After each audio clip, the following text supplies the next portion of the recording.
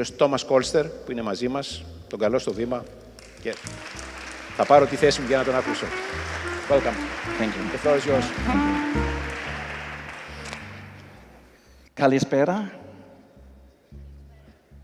Yeah, that was the Greek that I could. Sorry, I kind of had to try. First of all, thank you so much to the organizing committee for inviting me here, and to the Hellenic Advertising Association. I'm very happy to be here. Also, thank you to the musicians. I mean, it must be the first time that I actually had a little bit of music choir underneath my talk. So if they suddenly stop playing, I might have said something wrong. So I'm here to talk about purpose, corporate purpose. But in many instances, purpose is like Pokemon. Everybody is searching for it, but nobody really knows why. So let's try and find to the bottom of why is purpose important. So I'm an ex-advertising guy, and I wrote a couple of years ago this little book, and it was my rallying cry to the advertising industry and to the big brands in this room to behave more responsible. And the very simple equation I came up with back in 2012, and this was fairly new in 2012, was that doing good for people and planet is good for brand and bottom line. But I'm not going to talk too much here today about the power of purpose or why purpose pays, but I'm more going to talk a little bit about how difficult it actually is to get purpose right, and that is very difficult. I know Greek is in a kind of worrisome situation right now, the Greek market, so why talk about hot topics like responsibility and purpose, when actually the thing that you want to do the most is just sell a little bit more. But what I will claim is that there's probably no better time for a brand and for a company to stand up and do something for people and to show care towards people, because they need it the most right now. But the one big question that I want to ask you here today, and I'm so happy there's so many good examples here today of companies that are doing good, but what is the good that you're really doing? Because it's gonna come under a lot of pressure. So what good have you really been doing lately? And I think the biggest challenge to the good that most brands are doing today and companies are doing today is that companies and brands no longer have the power. And that's probably the biggest change. No power whatsoever. The guy who holds the power is this little guy. It's you and I. 2 billion people on this planet right now have a mobile phone.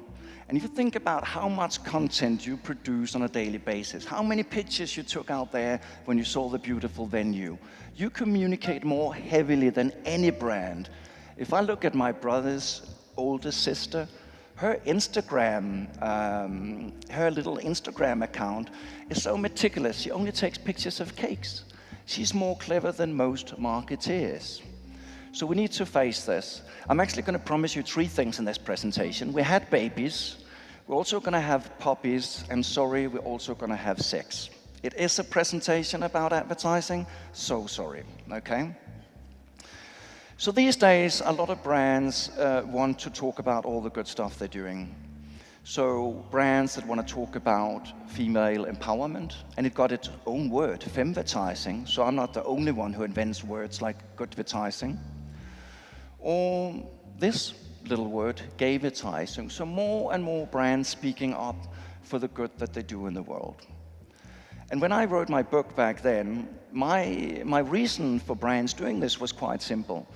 Because if you think about it, today, because people have the power, brands need to talk to people about things they care about, things that matters to us, things like school, like education, like climate change. And that's why brands are suddenly starting to talk about these issues. But that also puts a lot of pressure on you in this room who are actually walking the talk rather than just talking. And that is the dangerous thing. So there's a more increasing danger of what I would call purpose washing, that people are not doing enough. Because most efforts I see of doing good, it's kind of like pissing in a wetsuit. It feels nice and warm, but it quickly begins to stink. So we need to avoid the stinking part here today. And giving a damn is in many ways the new black, if you think about it. Especially young people, they want to work for companies that have a purpose. We heard Mr. Anthony talk about 7 out of 10 people actually wanting to put money behind companies with a purpose. So this is all very, very, very good. So the thing I'm going to talk about today, and like any other story, there's always a villain, something that you want to fight against, something that you want to avoid. And in my story here today, you can probably guess it, it's what I would call a statistic. No, that was not it. That's going to be the next slide. But I'm going to talk about the massive potential and purpose first a little bit. Because this is a survey done by GlobeScan. And GlobeScan asked experts from 15 countries, what are the most purposeful companies out there? And as you see, the only one that is really kind of starkly in front of everybody else is Unilever, followed by companies like Patagonia, Interface, Nestle, GE, Nike, Coca-Cola. So what does this show? This shows there's a big opportunity for leadership. There's a big opportunity to take a position to become a purposeful brand. A brand that does more than just selling, but actually wants to do something good in society. But back to the villain, back to the one thing that we wanted to fight against. And that is what I would call the two-headed purpose monster. And this is where it becomes complicated, okay? Because on the one side, you will see the bull. That's a strong, powerful animal. You'll recognize it from outside the New York Stock Exchange, right? And that says profit, profit, profit, profit. On the other side, we have the cute little lamb that says, you know, purpose, let's do good, let's live up to responsibility and all that stuff. And that's very difficult to get that to work because it's pulling in two different directions. It doesn't become much more easy when most of you probably add a mission, a vision, and probably most of you have 5 to 10 values, right? How are you going to remember, 5 to 10 values, a mission, a vision, and then you add the purpose? You're building a card house that's very, very difficult to navigate. And you end up with something like this, something that's not really movable. And that is the danger of the two-headed purpose monster. So I'm going to share a couple of what I would call monster busters with you here today, okay? So the first one is your purpose embedded in your brand's mission? So how can you take all this mission, vision, purpose, values, and make them very aligned so it becomes a singular movement? So I'm going to look at a couple of examples of companies who have tried to do this, okay? So the first one is ExxonMobil. They apparently have a lot to say, so this is their mission statement. They say, ExxonMobil Corporation is committed to being the world's premier petroleum and petrochemical company. To that end, we must continuously achieve superior financial and operating results.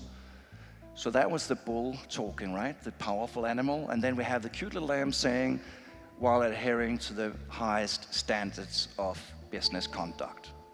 So we feel the dilemma already there.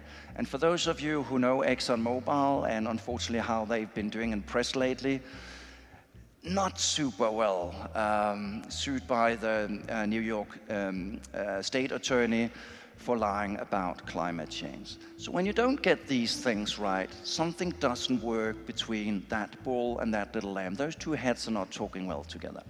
Let me share another example with you. So this is Walmart's mission statement, and I really like this one. It's saving people money so they can live better. Isn't that a simple mission statement? It's something that we can all remember. If you stop an employee, everybody can remember this little simple mission statement. And somebody might say, what about the vision? What can they fight for on the long term? But if you actually have been to Walmart, how many of you have been to a Walmart in the US? Just hands up. Quite a few of you. Okay, good. So you will know what I talk about when I talk about Walmartians. This is a certain type of Walmart customer, and they look kind of like this. So when Walmart talks about making people live better lives, they are actually taking on a pretty big and bold challenge. So you can align those two things. But also to ask yourself, walking the talk, how many of your products and services actually do live up to that purpose you put forward? 5%, 10%. If you say to people that you want to make them live more healthier lives, how much candy are you allowed to sell? So these questions are important.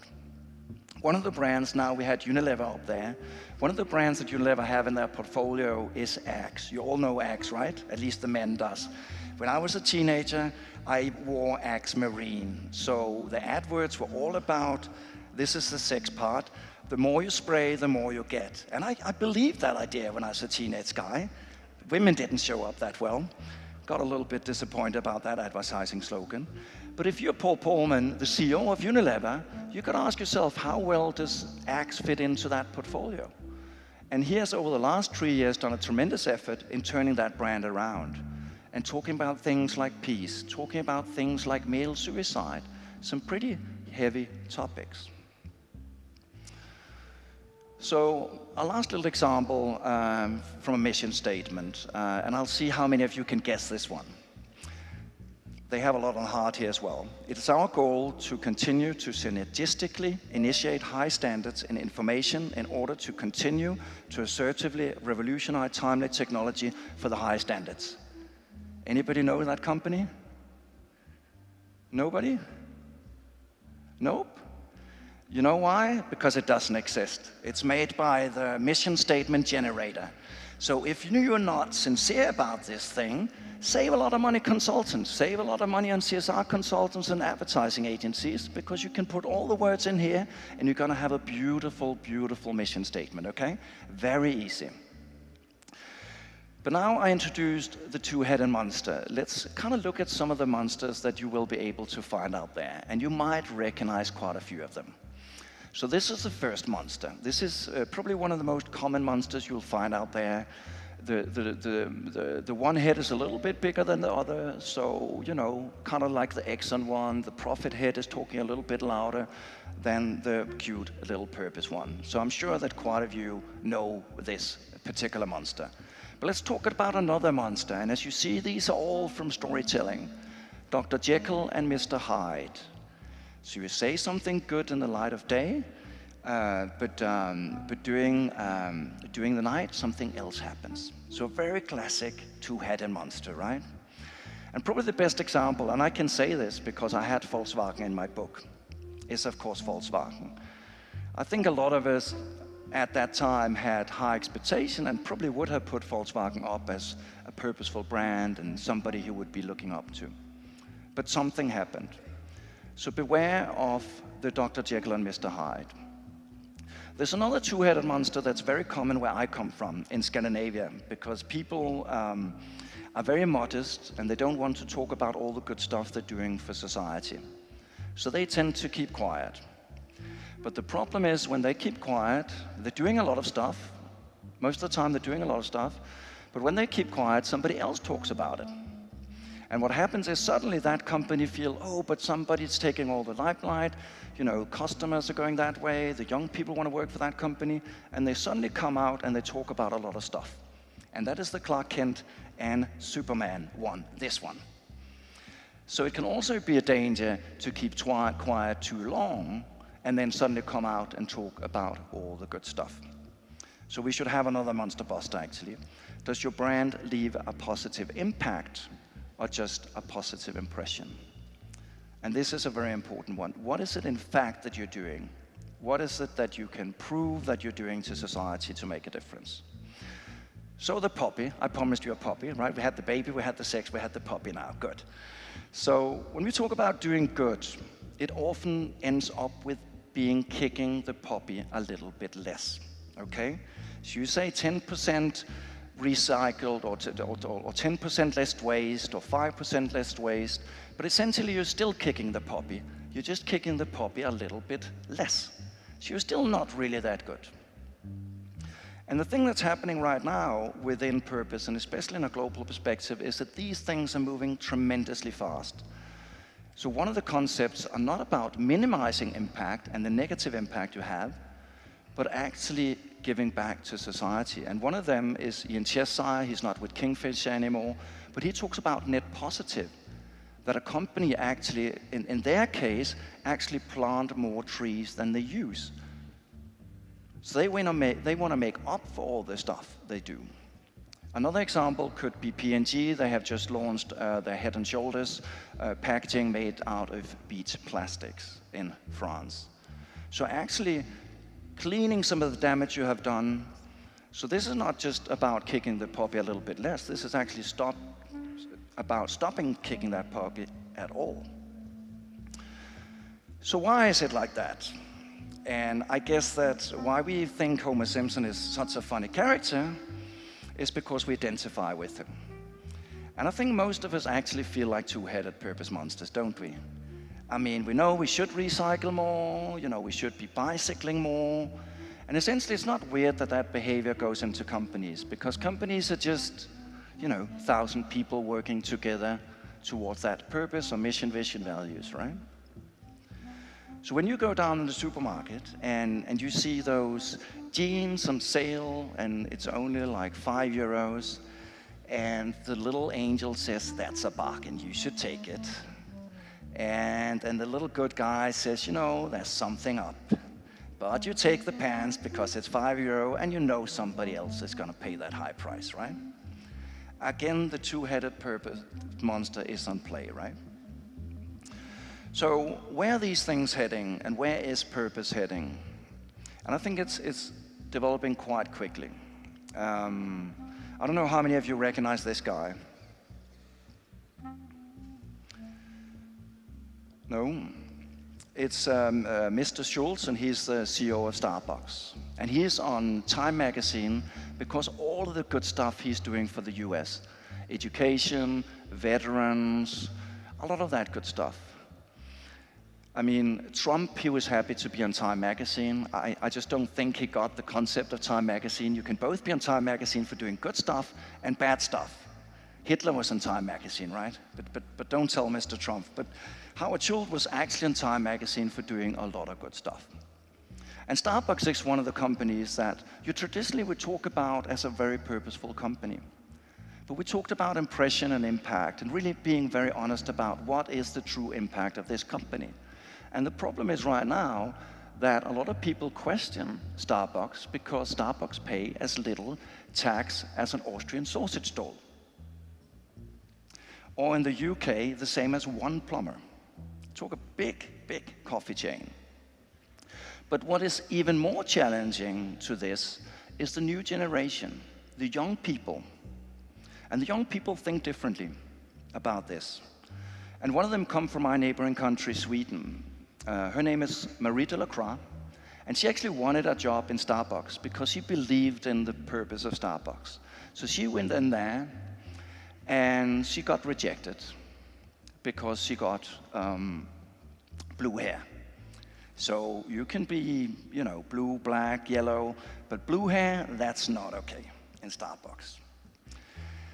And she took matters into her own hand, and I think for those of you who work with young people in your organizations know that. A lot of them want to be CEO the first day. For me, it's always a little bit troubling to explain to people that there's actually something that you need to learn before you become the CEO of a company. But she didn't really give a damn too much about it, so she said, I'm gonna start my own coffee chain. So she opened her first coffee business just outside Starbucks, and it's called Wheeless, and it's a chain of organic coffee bikes that's powered by renewable energy. And you're gonna say, what does that matter? But the model is quite interesting. Right now they're in 42 countries, and the financial model looks something like this. So to open a Starbucks, it would actually demand $500,000, but to open a Wheeless, it's merely $5,000. So it's a completely different business model. And if we talk about purpose, the type of purpose, when you wake up in the morning and you feel the burning purpose to go to work, where would you feel it the most? If you're working in Starbucks, or if you're working to go and start your own little coffee bike up that morning? Where do you think you'd get the best service? where you get the best serve at Starbucks, or where you have your own little coffee shop. So this kind of pushes purpose quite far. And the stuff that Marie Delacroix talks about is actually even more threatening, I think. That she talks about breaking down the power of the big brands. And for those of you who have heard the survey from Harvard Media that says the majority of consumers around this world don't care if half of this world's brands are around tomorrow or not. So if half of you in this room are around tomorrow or not, the majority of consumers don't really care. So we really need to fight for our existence and really prove to people that we do care. But the big difference is also, who are we creating this for? We right now have 68 people on this planet who owns half the wealth. 68 people. So are we creating a sustainable future for the few? Are we creating a sustainable future for the many? I think that is one of the questions that we'll have to ask ourselves. And especially as the young generation are starting to ask increasingly more difficult questions, because they're not just buying the latest advertising because you claim to be a femvertising or an empowering company. They want to see real action, and this is where it becomes difficult. So we kind of all know how to get monsters out from underneath the bed, don't we? Yeah? The only way to get monsters out from underneath the bed is to shine a light on them and to talk openly about the good and the bad. And I think an evening like this and a celebration of the companies here in Greece that do go forward and that does make a difference is such an important discussion to really put a fine line between those who are just talking about it and those who are really doing it. And there's one final advice that I'll leave you with, and that is this. To recognize bullshit, nose is better than ear. And I know what I talk about because I got a pretty big nose, okay? So thank you so much for listening.